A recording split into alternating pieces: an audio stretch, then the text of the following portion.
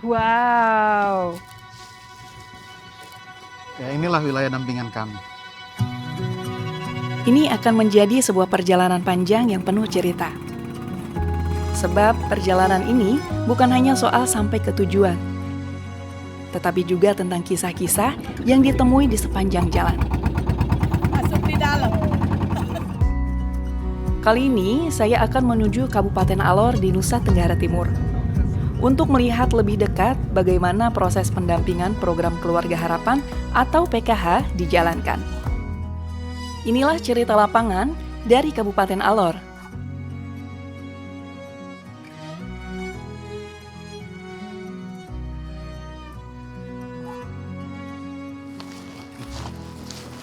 Selamat datang di Kabupaten Alor, Kak. Terima kasih Mas. Wah, saya senang banget baru datang udah disuguhkan dengan pemandangan yang bikin kagum banget ini.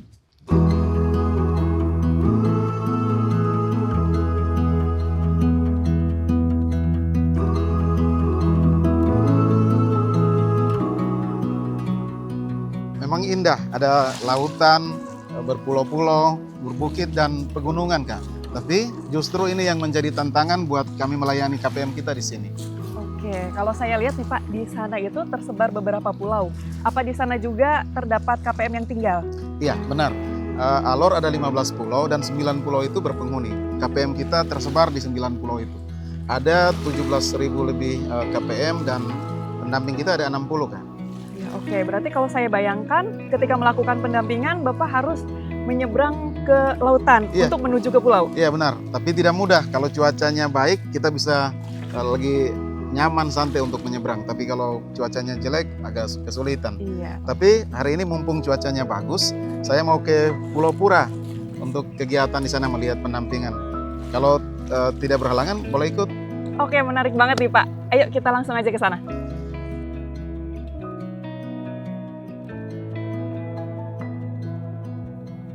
Oke, Bom. 1, 2, 3, dorong, Bom.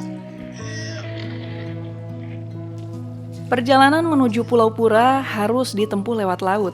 Bagi masyarakat wilayah kepulauan, perjalanan seperti ini adalah bagian dari keseharian.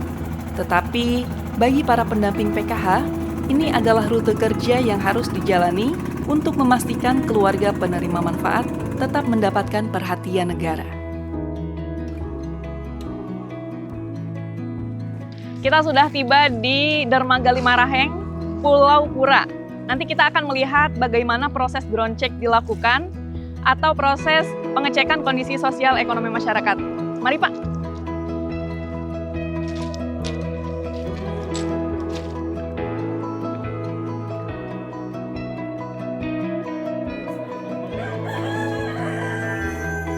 Ini salah satu rumah yang akan kita ground check.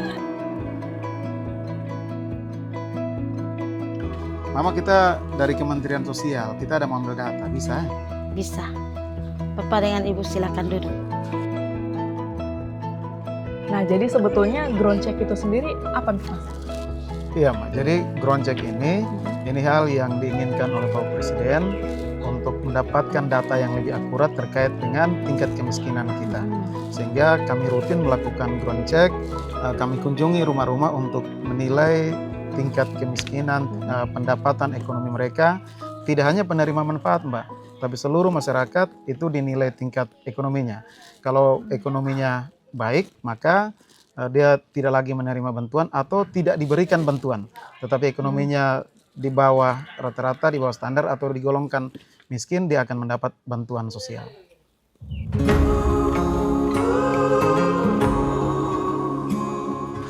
Pendampingan PKH tidak berhenti pada penyaluran bantuan. Secara rutin, pendamping juga melakukan pertemuan peningkatan kemampuan keluarga. Assalamualaikum Mama. Ya, salam. Iya. Gimana kabarnya Mama hari ini? Ya, sekarang sedang melakukan kegiatan apa? Sekolah PKH. Oh, sekolah PKH. Sekolah PKH itu apa, Mas? Ya, sebenarnya pertemuan peningkatan kemampuan keluarga P2K2. Ini pelajaran yang diberikan kepada mama-mama di Alor untuk menguatkan apa yang sudah dilakukan untuk peningkatan gizi, kemudian mengurus anak di rumah, membagi tugas dan lainnya. Oh, seperti itu. Jadi programnya sangat bagus ya untuk meningkatkan kemampuan keluarga. Iya, pastinya sangat bagus.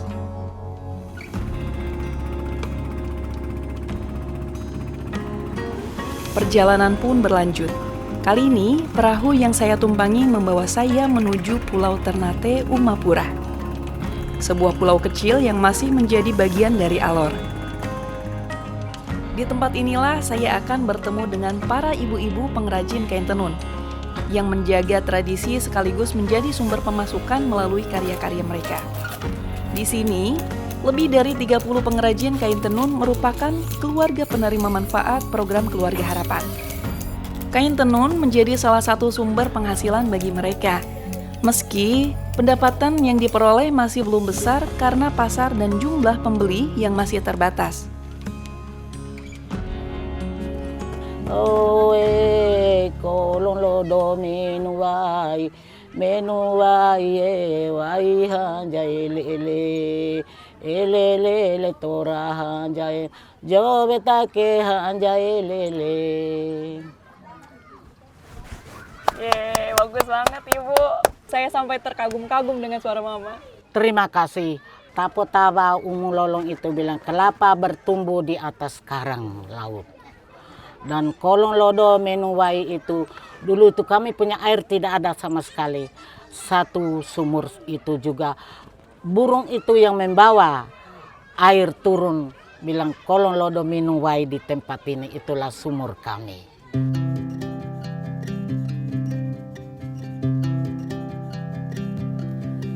Bagi sebagian keluarga di wilayah kepulauan, menerima bantuan pun tetap membutuhkan perjuangan. Karena akses yang terbatas, mereka harus menyeberang ke pulau lain untuk mengambil bantuan melalui agen bank.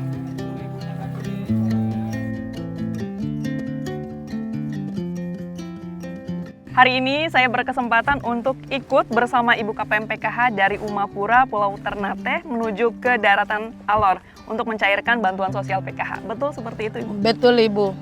Kalau di sini ada agen satu beri satu, tapi kalau ada error kita mati-mati ke daratan menuju ke Alor kecil baru diambil bantuan PKH. Seperti itu. Kalau di sini kalau masyarakat yang ada punya kartu tapi transport tidak ada berarti dorong pakai titip. Oh gitu. Kalau kita jalan di sini menuju ke tempat tujuan itu 2 jam. Terus naik motor darat lagi ke Alor kecil itu 1 jam. Berapa harganya? Perjalanan di sini naik 10.000, ke Alor kecil 10.000, balik lagi ke tempat di Padang 10.000, turun lagi di Pulau Umapura 10.000, jadi semua 40.000. Oke, seperti itu ya Ibu ya. Jadi memang tidak mudah untuk melakukan pencairan PKH karena masyarakat di sini harus menyeberang lautan dulu untuk menuju ke daratan Alor. Perjalanan ini memperlihatkan bahwa jarak masih menjadi tantangan nyata dalam pelayanan sosial di wilayah kepulauan.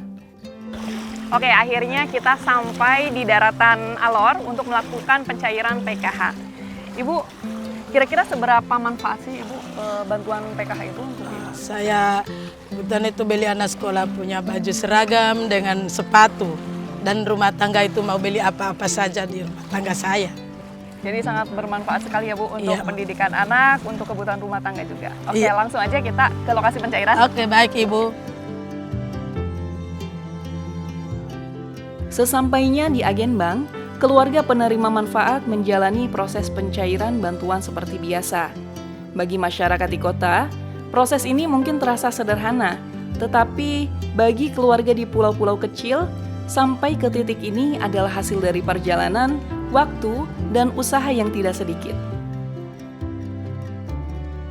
Di tengah laut, di pulau-pulau kecil, dan di keluarga-keluarga yang hidup jauh dari pusat keramaian, ada kerja nyata yang terus berjalan agar bantuan dan perhatian negara tetap sampai.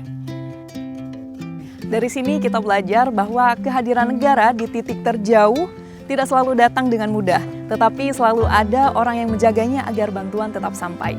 Nantikan cerita perjalanan kami di lokasi selanjutnya.